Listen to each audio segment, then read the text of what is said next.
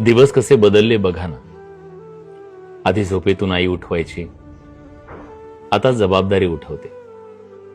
आधी आईचा आवाज आपल्यासाठी अलार्म असायचा, आता मोबाईल मधल्या अलार्मला भावनाच नसते.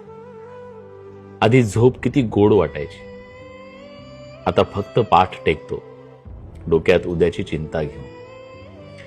लहानपणी रडणं किती सोपं होतं, आज हसणं गरजेचं बनलंय. आधी आपण बिनधास्त झोपायचो, आता विचारात डोळे मिटलेले असतात फक्त. आधी आई वडील सगळं बघायचं, आता आपल्यालाच आपलं सगळं बघावं लागतं.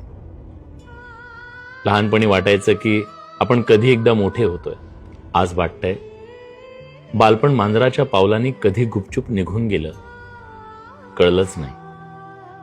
आणि आज आपण